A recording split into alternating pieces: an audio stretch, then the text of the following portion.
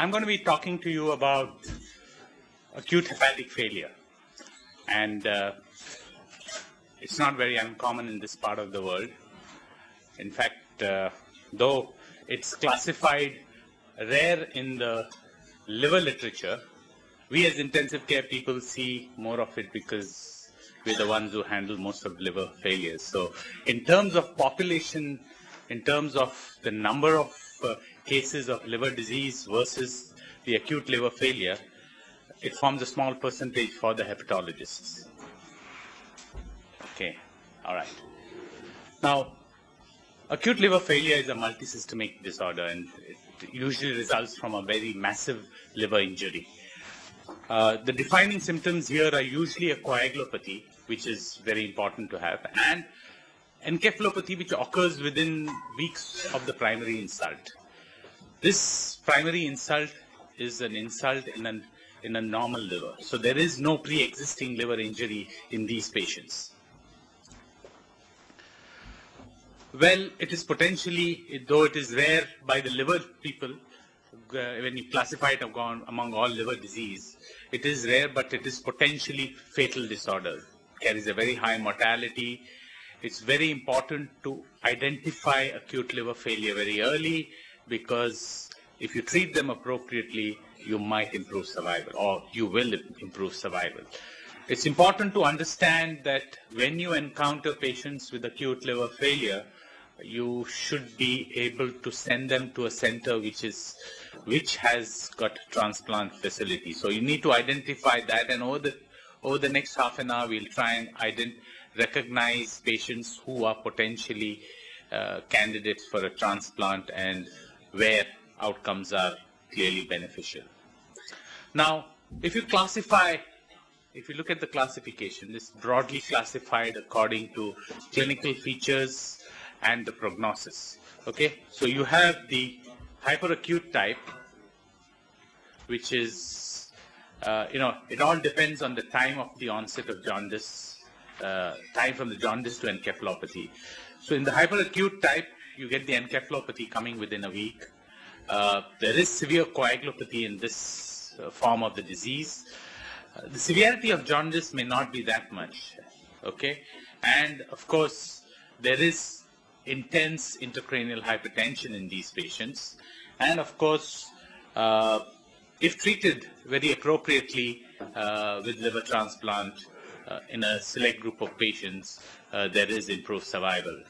Usual typical causes, not very common in our part of the world, which is paracetamol poisoning.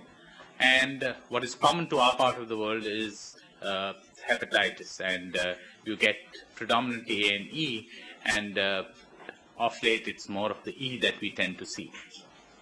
In the acute variety, it takes about 1 to 4 weeks to develop. The severity of coagulopathy is not as much as encountered in the hyperacute state. The severity of jaundice is more clearly. There is some degree of hypertension, intracranial hypertension in these group of patients.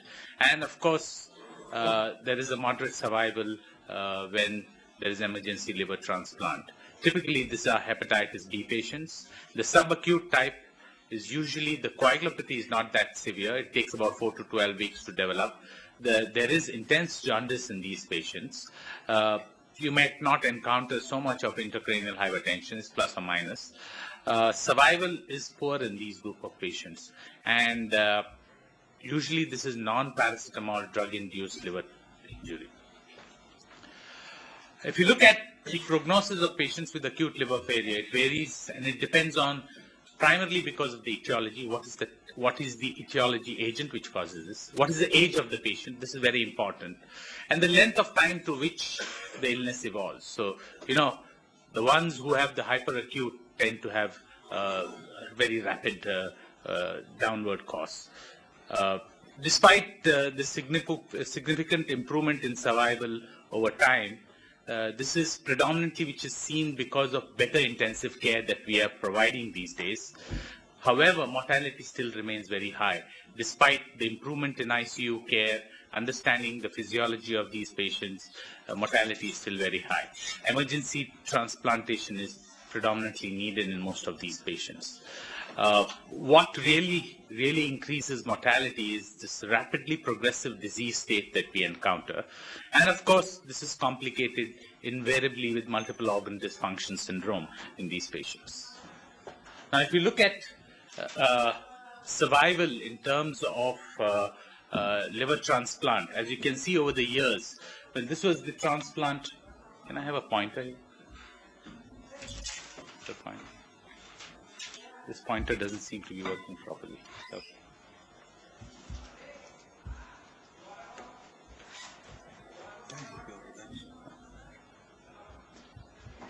It's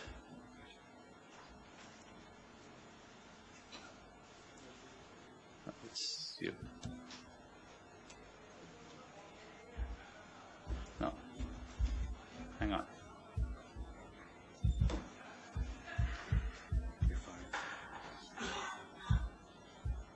Okay, you can see that here, the transplants which were done, in the early 80s, you would see that the survival was really not that good. But over the years, as you can see, survival has improved simply because there are better drugs, there are better understanding of transplantation, and over the years, you can see much higher survival in patients. This is the European registry, which actually tells you survival after transplant.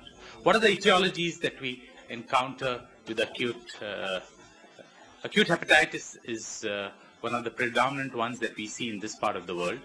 Hepatitis A, we know that it's a fecal-oral route of transmission. It's purely related to poor hygiene. However, the frequency has fallen down in the Western world simply because there is immunization, and we see a drop in hepatitis A in our part of the world because of active immunization. But if you see about the number of cases, there are about 1.5 million cases of acute hepatitis worldwide, and fewer than 1% of patients really develop acute liver failure. This seems to be more common now, which gives rise to acute liver failure, because it's more prominent and we do not have a vaccination for this. It's again transmitted by the fecal-oral route. It's predominantly seen in India, Pakistan, China, and Southeast Asia. The mortality rate from acute hepatitis E, like hepatitis A, is low and is less than 1%. But once you develop acute liver failure in hepatitis E, the mortality mounts up as much as 50% unless you transplant these patients. Okay, hepatitis B is something which is seen worldwide. It is transmitted vertically and horizontally by exposure to blood and blood-body fluids by an infected person. Fewer than 4% of these cases develop acute liver failure, but mortality is clearly higher in hepatitis B as compared to A and E. If you look at acute liver failure, it can result in a chronic infection when viral status changes. So, how does hepatitis B get into acute fulminant failure, fulminant hepatitis? A seroconversion with transition from a phase of stable viral replication can give rise to that. An inactive carriage to viral clearance. Superinfection with hepatitis B virus. If there is a replication surge or a reactivation, or if you start to treat with immunosuppressive agents in some solid tumors or hematological malignancies, these can actually flare up the hepatitis and then give rise to acute liver failure. Viral reactivation is usually associated with a very high progression to death. Some of the uncommon causes of acute liver failure in viral infections really consists of herpes simplex, herpes virus 6, varicella, Epstein-Barr virus, cytomegalovirus, parvovirus, and very rarely hepatitis C has been implicated in an acute liver fulminant failure. These reports has been predominantly from India. What about drug-induced lung injury? Now, this is something very predominant in the Western world, seen in the developed world. It could be intentional or non-intentional. Usually, the paracetamol is quite a toxic drug, though we use it quite frequently. And doses up to 7 to 10 grams of the drug can actually precipitate acute liver failure. Sometimes it's associated with patients who have had alcohol consumption. Now, predominantly, the microsomal enzymes are responsible for metabolizing paracetamol, and it's because of the toxic metabolite, which is N-acetyl-P benzoquinonamine, which is responsible for the development of acute fulminant hepatitis.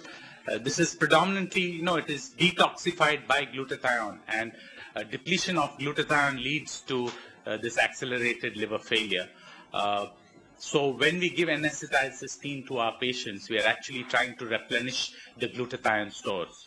So the modality of therapy, when we use N-acetylcysteine, it actually replenishes the glutathione stores. Okay. Now, if you look at non-paracetamol induced drug failure, as you can see, the list is quite huge, and this consists of various antibiotics, anti-tubercular drugs, which is very common, and I'll show you some data on that. Some other drugs, there are numerous drugs, as you can see in this yellow area. There are a number of drugs which can cause acute liver failure: antiepileptics, statins, and of course non-steroidal anti-inflammatory drugs. When we looked at our data at the Bombay Hospital, this is data which is going to be published this year in the hepatology. The predominant drugs which actually caused hepatic failure, acute liver failure, is anti-tubercular drugs. Anti-tubercular drugs, we had about 15 cases of that in the last year, and paracetamol and NSAIDs along with anti-tubercular drugs. Some of the Ayurvedic drugs have actually been implicated in our hospital to have patients who have had acute liver failure because of Ayurvedic drugs. Antiretroviral drugs with antifungal drugs, when you use that combination, and anti-tubercular drugs, the three drugs when used simultaneously in retroviral positive patients have known to precipitate liver failure, and antiretroviral drugs itself. What about the Indian scenario? And this is data which comes out, which was published in the American Journal of Gastroenterology last year, and this comes from St. John's Medical College from Bangalore.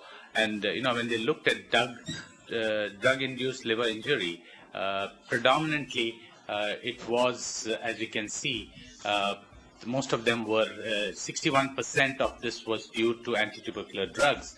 39 of the 64 patients, you had 64 patients of the 313 drug-induced liver injury, of which 64 patients developed acute liver failure in these patients. And mortality was pretty high in these patients. If you look at that, this is one center data which tells you that mortality was 60% in this drug-induced liver failure, and predominantly it was anti-tubercular drugs which was implicated in this. As you can see, 60% of the causes of acute liver failure in non-paracetamol induced Indian scenario is responsible for acute liver failure. It is data. This is some data which comes out from the All India Institute, where they actually saw that anti-tubercular drugs in the presence of viral infections, so patients with chronic carriers of hepatitis B, in fact, would precipitate acute liver failure. So you need to be careful when somebody is hepatitis B positive carrier. You can actually precipitate acute liver failure. So carriers can present it, HIV positive patients. This is again, the second data is predominantly from the Bangalore group, which showed that carriers can actually, when started drugs, can actually precipitate liver failure. There are certain miscellaneous causes of liver failure, and this is the metabolic cause which we quite often see: Wilson disease, autoimmune, hepatitis, vasculars, acute Budd-Chiaris can actually precipitate this, and pregnancy-related disorders, which is acute fatty liver of pregnancy and the so-called hemolysis and the HELLP syndrome that can be seen. Now, if you look at selected reports across the world, you will find, as you can see in this, fortunately I'm not getting the pointer when I want it. Okay, it's come. You can see the prominently, if you look at the developed worlds, predominantly most of the drug most of the acute liver failure is drug-induced, and predominantly paracetamol forms the main agent which is responsible for acute liver failure. But when you come to third world countries or developing countries, you will find that it is predominantly more related to viral infections which are responsible for development of acute liver failure. This is data from our hospital itself. Over a 15-year period, we saw about 11,000 odd liver disease at our center, of which about 216 of them develop acute liver failure, which was really about 1.8% of our liver disease. And predominantly, as you can see, it was a mixture of viral hepatitis, drug-induced, certain Wilson's disease. So we had quite a large number of Wilson's disease, which actually about 22 of our patients. But 82 of our patients of the 216 were predominantly drug-induced, and as I showed you, most of them were anti-tubercular drugs, which actually caused liver failure. This is data coming out of the All India Institute. They had quite a staggering figure, which was published in Hepatology last year, a staggering figure of 1,223 odd acute liver failure. And again, as you can see, it was predominantly viral hepatitis, and in certain cases they had they couldn't find the cause of acute liver failure. Anti-tubercular drugs formed about 6% of it, and drug-induced anti-tubercular was about only 1% in their pretty large population of 1,200 odd patients. Now, if you look at all the data, if you take all the data from all published Indian data from the American Journal of Gastroenterology, this is pooled data from all the publications. And as you can see, both in adults and children, here we tend to have about 11 to 40% in most of the published data was because of hepatitis B. And as you can see, A doesn't really cause so much of acute liver failure in adults. It's predominantly more of hepatitis E in the acute hepatitis scenario. Whereas in the children, you can get up to 10 to 71% of A. So you don't see much of acute liver failure, understandably so in adults because of A, but predominantly you see most of the liver viral infection which cause it is predominantly hepatitis E. There are mixed reasons for mixed infections which can give rise to acute liver failure. Drugs form about 7.5% of the Indian population where you get drug-induced liver failure. What are the differential diagnoses that we encounter when we see acute liver failure? Quite a bit of tropical illnesses, falciparum, leptospirosis, which can actually mimic acute liver failure. Mortality is significantly less if diagnosed and treated early because these are all treatable conditions. Enteric fever, rickettsial, dengue fever. Of course, dengue needs supportive care. Pulmonary tuberculosis is also being caused. Now, this is outcomes of the 1,200 odd patients that which were published from the All India Institute of Medical Sciences. As you can see, the mortality was pretty high in these patients. In the hepatitis E group, you have about nearly 53% mortality related to hepatitis E. B is about 30%. Anti-tubercular drugs was about 32%. And of course, non-A, non-B had about 38% mortality, and they seem to have the highest figures in terms of number of patients. What about survival over the years worldwide? Now, this is from the King's College Hospital in the UK, where over the years, acute liver failure survival, as you can see in the 70s, you can clearly see improvement in survival in these patients. This is predominantly because of a very active liver transplant program. So if you really, it's about the time when they started liver transplant, and you can see that the survival has clearly improved in these patients. So that's what's important that you need to understand is that when you need to treat patients who are very, very sick in acute liver failure, some of them will need liver transplant. You have criteria where you can actually determine, which patients will need transplant. There are criteria which is laid down by the King's College, and these are criteria which is acceptable worldwide. When patients with paracetamol-induced acute liver failure should be subjected to a liver transplant, and these are criteria which should be met both in non-paracetamol-induced acute liver failure and paracetamol-induced acute liver failure. They go by lactate levels. They go by the INR, the creatinine. Looking at these parameters, and if you fulfill these parameters, these are patients who are probably candidates for liver transplant. There are gradings of encephalopathy, and these are, if you can see, the grades are 0 to 4. It depends on, and as you compare it with the Glasgow Coma Scale, depending upon the responsiveness of the patient, you could classify the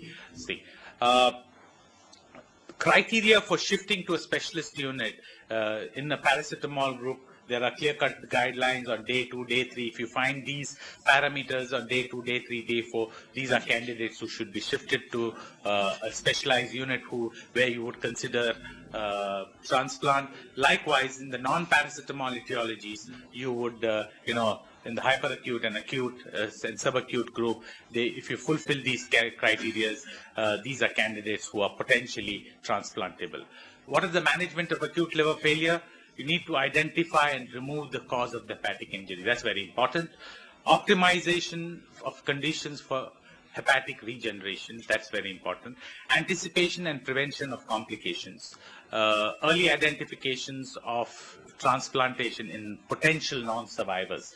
So this forms the crux of how you look after patients with acute liver failure. You need to remove whatever the offending agent is. If you can, try and see how you optimize regeneration, anticipation and prevention of complications, and early identifications for transplantation.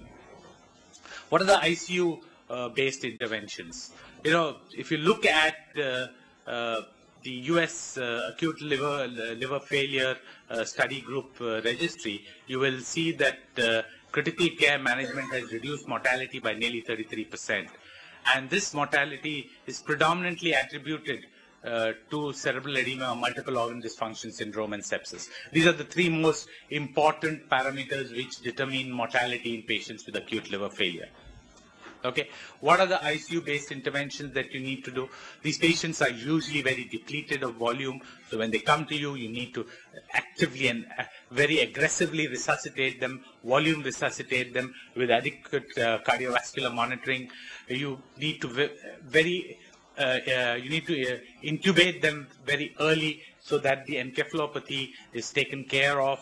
It's an important thing that you mechanically ventilate these patients, and you need to do some degree of clinical neurological monitoring. These patients come with very high INRs, and it's not necessary to, just because your INRs are high, if the patient is not bleeding, you don't need to very aggressively correct this coagulopathy. You may have INRs of 4, 5, and these patients are not bleeding. So, don't go and try and give them replacement if they're not bleeding. If there's no evidence of bleeding, you do not need to very aggressively correct this coagulation disorder. But if they bleed, then you need to be very aggressive in terms of replacement of blood products and replacement of coagulation factors, even using factor 7, activated factor 7 in these patients, and in the actively bleeding patients, and if they're volume loaded, that seems to be an option that you could consider in these patients. So the early ICU treatment consists of these patients with progressive encephalopathy. They should be intubated and sedated. Now, this concept is that patient is in hepatic encephalopathy should not be sedated is a misconception, and it's important that these patients, when you put them on a ventilator, you need to sedate them well. Otherwise, if somebody who's awake on a ventilator, if we don't sedate them, and we know that sedation can actually prolong the encephalopathy, but if we don't sedate them, their cerebral edema will actually increase. So it's important that these patients are intubated and sedated. Okay, so predominantly the sedation that we tend to use, you could use, I'll talk to you about that, propofol, and between the benzodiazepines and the propofol, you could use those, and things like fentanyl. these patients who have high-grade encephalopathy, the intracranial hypertension is a major problem, and that you need to address in these patients. Of course, there is general ICU care, which forms the basis of all intensive care that you go about. I think I'm going to take that liberty since Dr. Singer has not arrived. I'm going to just take a little longer, with the permission of the chair.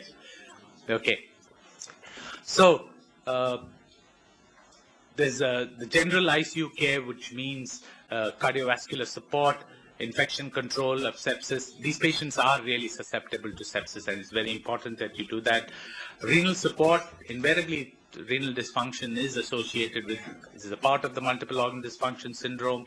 Respiratory support, nutritional support in these patients, and temperature control. We talk about temperature control.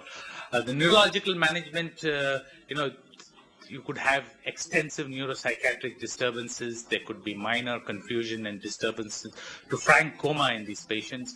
And of course, the pathogenesis of hepatic encephalopathy is only partly understood. And this is predominantly, we know that ammonia plays a very important role in the formation of this encephalopathy, and this is predominantly because ammonia induced changes in the neurotransmitter synthesis and the release. Of course, the oxidative stress that the neurons can be encountered with, there could be impaired mitochondrial function, which is also seen in these patients, and of course osmotic disturbances which can cause edema and astrocytic metabolism. There are problems with that because of the ammonia to metabolism of ammonia to glutamine, and this connection between ammonia and glutamine, which may play a role in the pathophysiology of cerebral edema in these patients.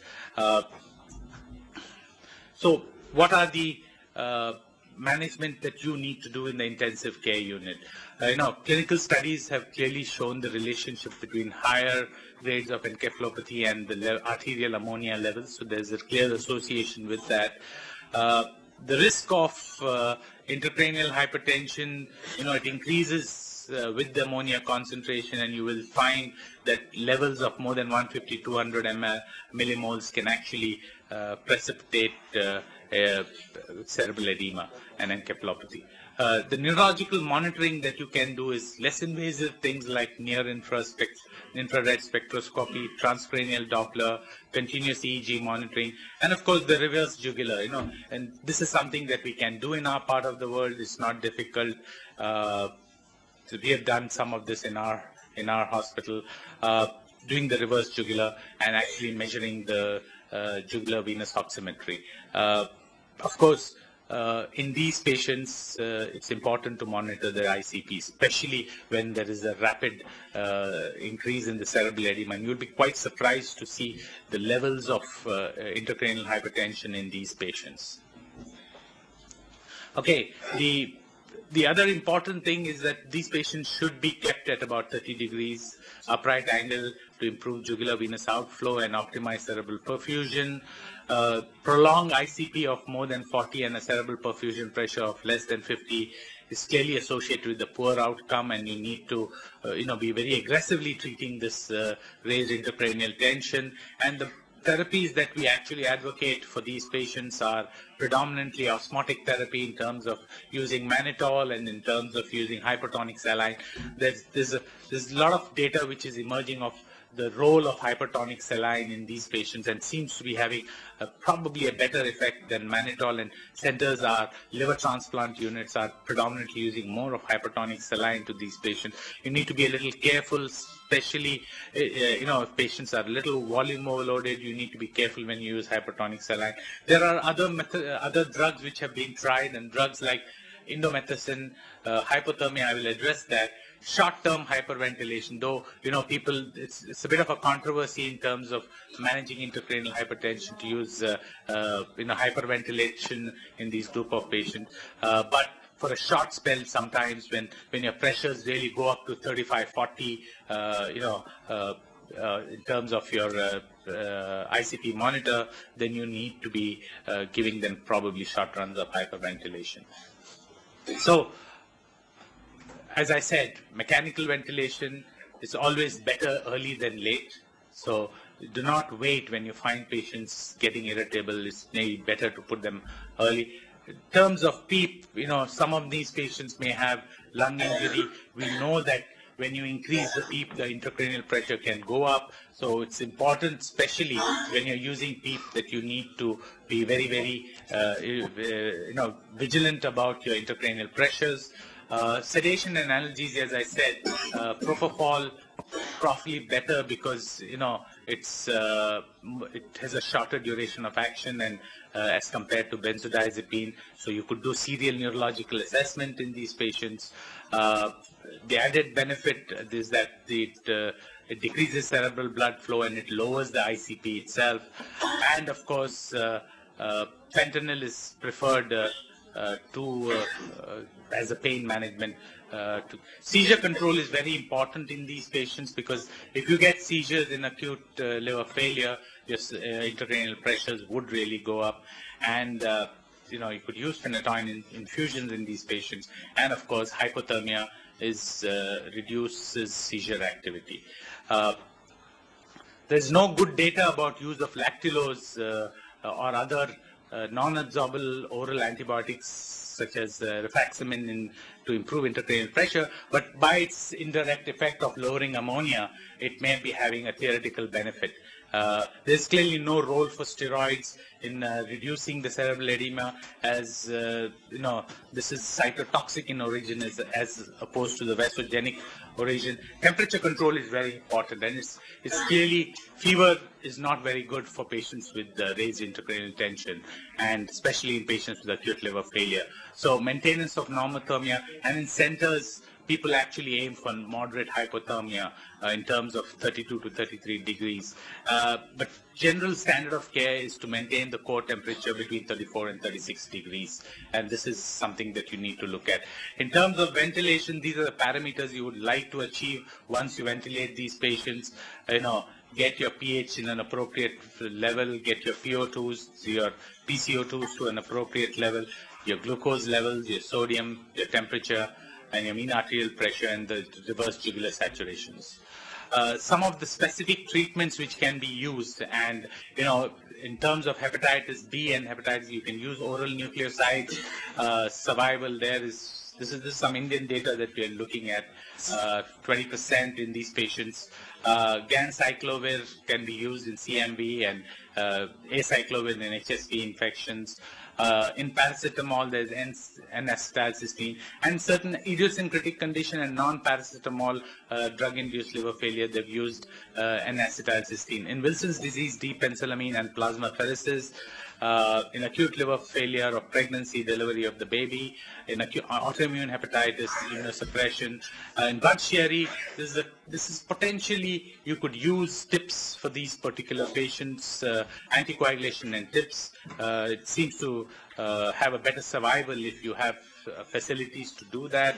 And we have done about 5 or 6 patients with acute Budd-Chiaris where we have done TIPS in our hospital. And of course, malignant infiltrations needs to be treated appropriately. Liver support devices, this acts as a bridge for transplantation, extremely expensive. It has not been tested in non-randomized studies to date.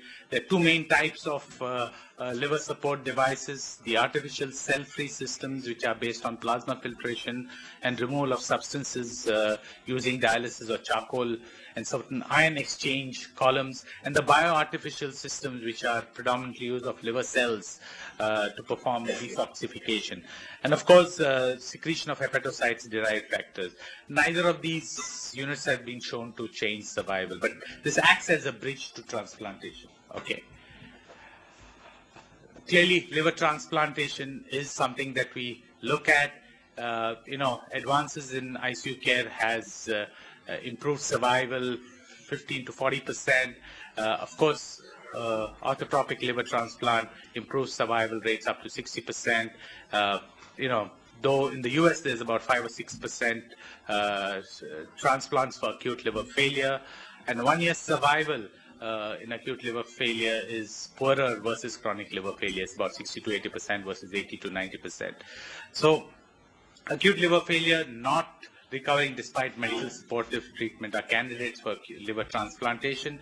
And the types of transplantation that you look at is, a living donor, or you can do what is called as an auxiliary orthotopic liver transplantation, whereby the right lobe of the native liver is removed and the right lobe of the donor is transplanted in an orthotopic fashion, and then the native liver, which on the left side, when it regenerates from the acute liver failure, then you can take off the immunosuppression, and then you don't need to give immunosuppressions to these patients. Thank you very much for a very